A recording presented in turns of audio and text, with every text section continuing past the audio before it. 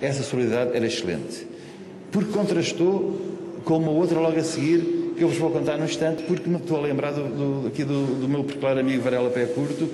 Varela, lembra-se que uma vez houve um incêndio lá acima Vocês, como já viram, nós antigamente só havia incêndios e desastres de comboio, havia pouco mais do que isso. Lá acima, na Padrulha, um prédio qualquer que ardeu, que aquilo tinha pneus e jornais e não sei o quê. E o Varela Pé Curto foi fazer uma filmagem para a televisão e conseguiu fazer a filmagem na altura que o prédio veio por aí abaixo. O que foi? Ele só não ganhou a polícia na altura que não ganhou, não é? Porque realmente aquilo foi um fenómeno quase nacional. E vocês querem acreditar, nessa altura dizia o Jorge Castilho há bocado e o Varela que nós andávamos de táxi. Quando andávamos de táxi, eu estava lá, fiz a cobertura e houve um colega meu com quem eu hoje me dou lindamente, pedi-lhe para dar-me boia para a cidade. Não tinha lugar no carro. Eu depois vi passar só com mais 2 pessoas, ele mais outra pessoa no carro e mais 3 lugares. E vim a pé, lá acima da Pedrulha, para aqui, porque era assim que se fazia jornalismo. Trabalhávamos 7 dias por semana, não havia praticamente transportes e havia um empenhamento diário. Aquilo que há bocado Jorge Castilho estava a dizer que tinha feito, que hoje falhou 2 jantares para vir aqui, eu houve um dia que tinha 7 jantares. E vocês perguntarão como é que é possível um homem ir a 7 jantares. Depois eu fui a 4 e o João Bravo, que foi colega, camarada aqui do Jorge Castilho no Jornal Notícias, foi aos outros 3 representando. E eu representava o João Bravo nos outros 4. E então comia a entrada num, o peixe noutro, a carne noutro e a sobremesa noutro. É para vocês verem o agitado da vida que era. E também cabe aqui uma palavra, realmente, lembrando o que há bocado o Varela disse, às nossas famílias. Porque realmente, eu hoje em dia, pegando nas agendas daquele tempo, não havia um dia único em que eu jantasse em casa. Era impressionante. Mas, quer dizer, vamos agora conversar, que é muito mais agradável do que estarmos para aqui a contar histórias. Acho que é muito mais interessante. Bom.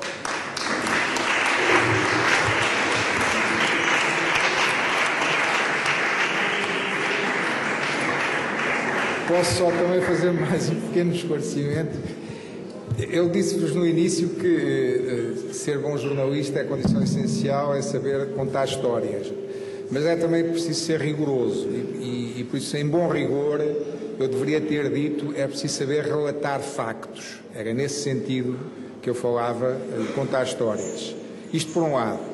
Por outro lado, depois desta intervenção do Cabral Oliveira, muitos de vocês poderão eventualmente pensar, mas afinal isto de jornalista eram jornadas gastronómicas sucessivas.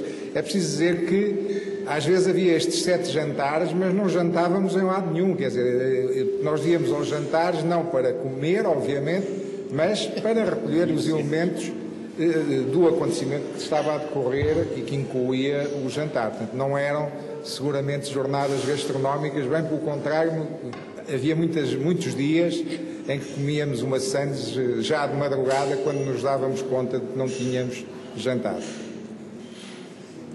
Antes de avançar para a próxima fase, eu gostaria de perguntar à audiência se há algumas perguntas que queiram fazer. Alunos, não alunos? Professores, obviamente.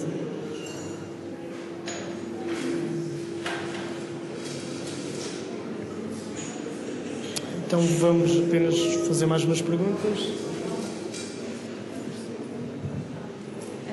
Por exemplo, no que diz respeito ao fotojornalismo ou às fotografias que tirava na altura, poderia-nos explicar melhor qual era todo o processo a nível de edição? Porque nós agora temos as máquinas digitais, digitalizamos para o computador, passamos para CD e vamos a uma loja de fotografias. Mas antigamente era bastante diferente. Será que nos pode explicar como é que fazia as fotografias? Por favor. Pois era de facto, era muito diferente. As máquinas fotográficas utilizavam filmes. Inicialmente havia 2 tipos de filme, que era o ortocromático e o pancromático.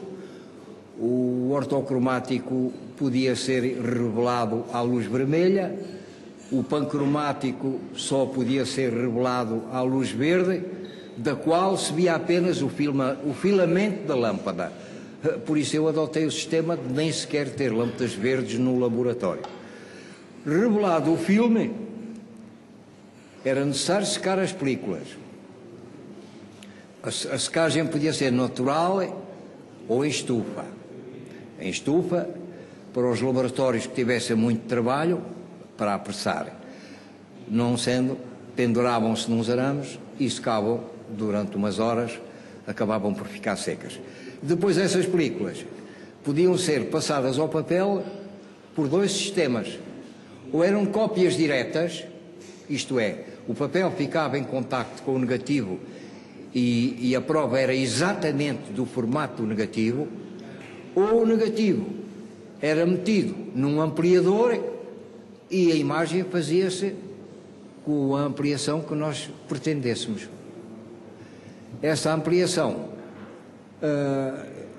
para ser bem feita, especialmente no que toca a fotografias de salão, isto é, as fotografias que eu sempre fiz, que posso, não pomposamente, mas que posso dizer de cariz artístico, podem ser o mesmo negativo, pode dar provas diferentes de acordo com a interpretação que o empregado do laboratório lhe queira dar. É por isso que é muito aconselhável que a pessoa que faz fotografias para salões de arte fotográfica imprimisse os seus próprios negativos para passar ao papel aquilo que tinha pensado, aquilo que tinha idealizado. E muitas vezes isso é fundamental, porque neste tipo de fotografias, para além daquilo que se pudesse fazer de intervenção direta do fotógrafo, a técnica também tinha a sua cota parte de importância. Eu durante muitos anos e ainda hoje concorri a salões de arte fotográfica, tive fotografias que correram os 5 continentes, fui concorrer a países onde politicamente não era correto, não era certo concorrer, como foi, por exemplo, concorrer a salões na União Indiana, quando perdemos Goa da Mão e Diu, quando Goa da Mão e Diu se integraram na União Indiana. Concorri com fotografias a Cuba, nos tempos já do Fidel de Castro, mas em que eu podia daí ter algumas consequências aborrecidas, e isso não me impediu, porque felizmente nunca ninguém me incomodou politicamente nesse aspecto, tive sorte. Até posso confidenciar não, até posso informar que eu sou um dos 2 portugueses, tanto quanto sei, sou um dos 2 portugueses com fotografias impressas num jornal que se chamou Pravda e que era impressa em 14 línguas, e eu tenho um exemplar. Quando me perguntaram em que língua queria receber o jornal impresso, e eu disse que queria naturalmente com a língua do país de onde ele era originário, não me interessava um Pravda em francês ou em inglês, de maneira que tenho lá, e sou um dos 2 concorrentes a um salão russo que tivemos fotografias impressas no Pravda.